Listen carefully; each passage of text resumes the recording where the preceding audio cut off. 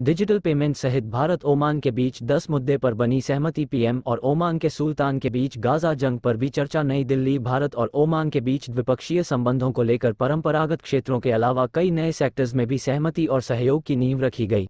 शनिवार को पीएम मोदी और ओमान के सुल्तान हैथम बिन तारिक के साथ द्विपक्षीय वार्ता हुई। विदेश सचिव विनय क्वत्रा के मुताबिक मोदी और तारिक ने हमास इसराइल संघर्ष से उत्पन्न स्थिति और आतंकवाद की चुनौती के अलावा आगे बढ़ने के रास्ते के रूप में फ़लस्तीन मुद्दे पर 2 राष्ट्र समाधान के प्रयास को लेकर भी चर्चा की। वहीं आपसी सहयोग के ऐसे 10 बिंदु सामने आए हैं जिन पर सहमति बनी है। इनमें maritime connectivity, space, digital payments, health, food और सिक्योरिटी शामिल हैं। विदेश सचिव विनय क्वात्रा ने एक प्रेस कॉन्फ्रेंस के जरिए दोनों देशों के बीच हुई बातचीत को बेहद सकारात्मक करार दिया। इसके साथ ही दोनों देशों के बीच प्रस्तावित आर्थिक साझेदारी एग्रीमेंट या फ्री ट्रेड को लेकर भी गंभीरता और विस्तार से बातचीत हुई। इसमें दोनों देशों ने माना कि इस पर जल्द से जल्द मुहर लगाई जानी चाहिए। विदेश सचिव ने बताया कि इसे लेकर दोनों देशों के बीच हाल ही में हुई चर्चा को लेकर भी अच्छी प्रगति हुई है। एनर्जी सेक्टर, खासकर ग्रीन एनर्जी पर भी आगे बढ़ने। पीटीआई। ओमान के सुल्तान हैथम बिन तारिक के साथ प्रधानमंत्री नरेंद्र मोदी। जानकार कमर आगा बताते हैं कि पूरे खाड़ी क्षेत्र में ओमान भारत का घनिष्ठ दोस्त है।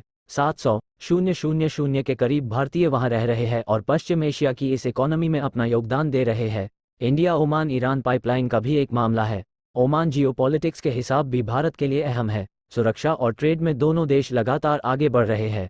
ऐसे में दोनों देश चाहेंगे कि इन संबंधों को और मजबूती हासिल हो। क्या कहते हैं एक्सपर्ट की बात सामने रखी गई। दोनों देशों के बीच बहुत मजबूत व्यापारिक संबंध है जो समय के साथ मजबूत होते जा रहे हैं। साल 2022-23 में दोनों के बीच व्यापार का आंकड़ा $12.5 अरब तक पहुंचा, जबकि साल 2020-2021 में ये $5.4 अरब था।